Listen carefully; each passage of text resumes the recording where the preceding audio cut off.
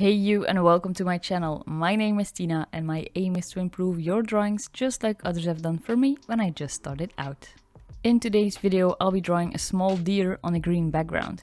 Like always, I first start with my background. Working this way makes drawing your subject a whole lot easier in my opinion, because I can just draw the subject on the background later on. I'm not filling up the deer though, just enough of the background to overlap the edges of it. You can do this the other way around of course, but then you have to be careful to make sure that your background goes right against your subject, so making sure you don't leave any gaps. You also have to make sure that you keep the stray hairs in there or go over them again, so for this reason it makes more sense to start with the background. For the background I'm using a blue and a yellow PanPastel that you can see me mixing on a sheet of glassine paper on the right side. This is a tip that I got from one of my loyal subscribers, by the way. She told me that if you mix your PanPastel colors on a glassine or tracing paper sheet, you don't have as much waste as you would when you mix on a printer paper sheet, since that has some tooth to it which grabs the pastel dust. It's the first time that I tested this out here, and it really is true. You don't get as much wasted pastel dust, and you can place a sheet of paper underneath the glassine paper to see how your color will look on the actual color paper that you use, if you would place a piece of that paper underneath it. Very handy trick if you ask me. Since I'm used to blending on a white printer paper sheet, I didn't do this, but it could definitely help you out if you're a bit unsure of how the color will look on your pastel paper. So thank you very much for the tip, Belle. It's also an out of focus background, which are my favorites because you don't have to think a lot about what you're doing. Just apply the color as you can see fit. Now for the top part I added some red in the mix to create a warm brownish color. So with the brightest green on the bottom part, a darker green in the middle, and with the brown in at the top, I'm trying to reflect the colors of a forest scene with grass below, bushes and trees further behind. I also tried something new. Normally I keep my backgrounds looking as realistic as my subject, but for this I wanted to keep it a little bit more light. Maybe I was inspired from the Bambi movie, who knows. I just felt like keeping it a little bit more playful and colorful. So I'm adding a little bit of light and dark green strokes to indicate some grass. This isn't something I would otherwise do. Real life grass doesn't look like this, but I really like the way it turned out. And then I'm starting on my cute little deer. Since it's relatively small, I don't bother with an underlayer made of PanPastel or soft pastels. I think it would make it more difficult than it would come in handy. So for this I'm just using my pastel pencils and a small blending stump. I am fortunate though to have so many different pencils. This way I am able to use a lot of different tints and shades if I choose to. Mind you though, this isn't necessary to create beautiful drawings. With the hooves, again, since it's so small, I'm not able to put in a lot of detail there.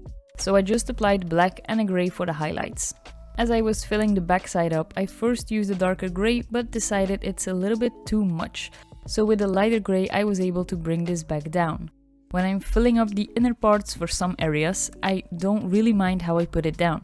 I'm only paying attention to the areas that overlap the background where the fur will show, and areas where different colored fur fades into one another. There I wanted to make sure to build the fur with strokes that follow the direction of the fur, of course. I will blend this out and this will serve as my underlayer. So now it's time to add in some more details. I'm working my way from the bottom to the top here, and I'm just paying a lot of attention to the length of my strokes. Very short on the side and the bottom, and a bit bigger starting around the knee and above it. I'm also adding the fur to its rear, and here you can clearly see why adding that background in first really works to your advantage. Can you imagine having to go in with green, trying to keep away from all of those fur marks that are already on your paper? And I also paid a lot of attention to the curve of the fur here. I'm working from light to dark, so I'm adding a reddish brown and a dark brown as I see fit. I'm also adding in a little bit of dark grey strokes. If you want to darken up an area, you can achieve this, like I'm doing here, by adding just a small amount of strokes. And the legs also have some brown in them, but not as dark, more like an orangey brown. Then I'll just repeat this process for the other legs. This also starts with an ivory color on the lower part, with small strokes gradually becoming larger as I work my way to the top part. Here and there where the area is large enough, I will also use my finger to blend it a bit instead of the blending stump. This results in a blend that looks way softer while still keeping the fur visible. And underneath the tail I'm using a dark grey to add in the fur there. And I also used it on the lower parts of the legs a little bit more for contrast. The final touch here will be to add some fur with white. I'm using the one from Pastel for this since I find these to be a little bit harder. Since the drawing is pretty small, using a harder pencil is easier to add in fine lines. I can call this finished and I will move on to the next section, its body. This is a darker area and it's not necessary to think about the fur direction and so on, when I'm filling this up at least. The picture I'm working from is actually an old picture of mine that I took in 2020. I took it on a zoo trip to Paradise. As a Belgian, we don't have a lot of things we can go visit or that are very famous, but we are blessed with having one of the best zoos in Europe. For anyone that loves visiting these types of places and that is able to come here, of course, Paradise should definitely be on your to-do list. I'm actually planning another visit in the upcoming weeks and I'm thinking about making a video about it, because I shoot a lot of my own reference pictures and I actually send out some of these each month with my newsletter. As a matter of fact, this deer has been part of the pictures that I have sent in 2020. So if you want to receive some of my pictures, make sure to subscribe through the link in the description. But for now, let's go back to this drawing. By now I added in the legs, but again, these are very much like the ones I already did. I'm just in the middle of adding some ivory fur to the side and back. Here it's a good thing to look at your picture to see how the fur naturally flows. After this I will again add some reddish brown to the deer. This is relatively easy since I can just follow the direction of the ivory fur that is already on there. I'm also adding this throughout the body since a deer has that reddish brown on the top and sides. This is also an area that I blended out with my fingers to keep the fur still showing but making it a little bit softer. It's a darker area, so I'm going to add some fur with that very dark brown. You just want to add this a bit more sparingly since your aim is not to create a dark brown fur, you still want to be able to have that red-brown fur, it just needs to be darkened up. And then with a more yellow tone I'm going to add in the dots on the back of the deer. This really is one of my favorite things about pastel, just being able to go over with a light color on top of a dark color and still having it show through.